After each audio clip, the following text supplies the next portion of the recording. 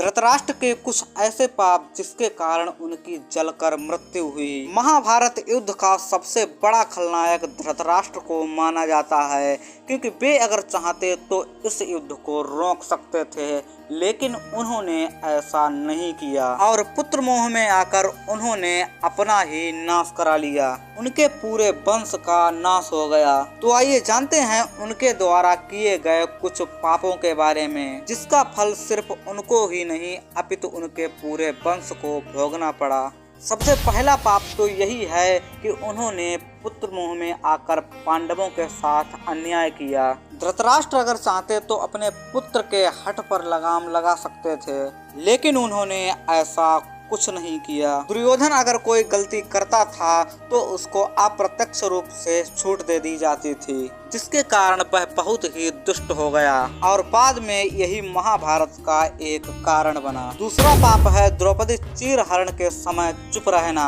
द्रौपदी के चीरहरण के समय भीष्म और धृतराष्ट्र चुप रहे। वे इस अन्याय के विरुद्ध कुछ भी नहीं बोल सके, जबकि अगर वो चाहते तो ये सब रोक सकते थे, लेकिन उन्होंने ऐसा नहीं किया। ये एक ऐसी घटना थी जिसके कारण पांडवों के मन में कौरवों के प्रति नफरत का भाव स्थापित हो गया और सभी पांडव प्रतिशोध की अग्नि में जलने लगे। धृतराष्ट्र का अगला पाप है कि उन्होंने भीम को मारने की चेष्टा की।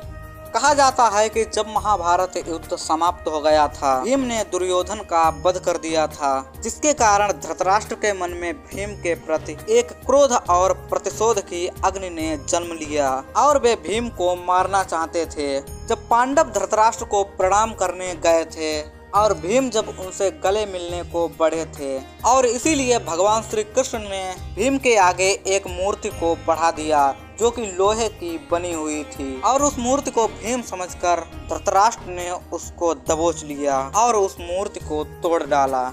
इस तरह लोहे की मूर्ति को भीम के आगे बढ़ाकर भगवान श्री कृष्ण ने भीम की जान बचाई। धृतराष्ट्र के पूर्व जन्म में किए गए पापों का भी कहीं कहीं वर्णन मिलता है। कहा जाता है कि पिछले जन्म में धृतराष्ट्र एक बहुत ही पापी और क्रूर राजा थे। जब वे एक बार भ्रमण करने गए थे, तब उनको एक तालाब के किनारे 2 हंस मिले थे जो कि आराम कर रहे थे, लेकिन धृतराष्ट्र ने आदेश दिया कि इन हंसों की आंखें निकाल लो, और सैनिकों ने राजा की आज्ञा का पालन किया। कहा जाता है कि हंस की इस असहनीय दर्द के कारण उसकी वहीं पर मृत्यु हो गई, लेकिन इससे पहले उसने राजा को शाप दिया कि इस समय जो स्थिति मेरी है, मेरी तरह ही यही दुर्दशा तुम्हारी भी होगी। इसी शाप के कारण धृतराष्ट्र अंधे पैदा हुए थे। अब आइए जानते हैं कि धृतराष्ट्र की मृत्यु कैसे हुई। महाभारत युद्ध के 15 दिन बाद धृतराष्ट्र, गांधारी, संजय और कुंती वन में चले जाते हैं। 3 साल बाद एक दिन धृतराष्ट्र गंगा में स्नान करने के लिए जाते हैं। उनके जाते ही जंगल में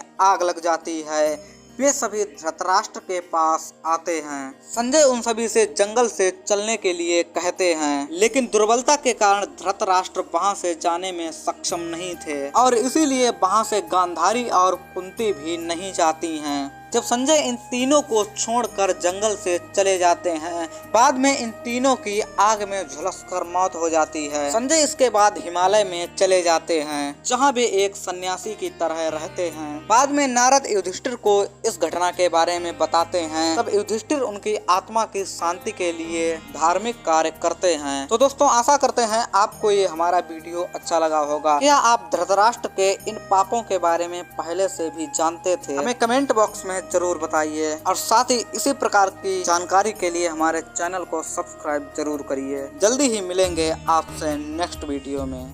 जय श्री कृष्ण।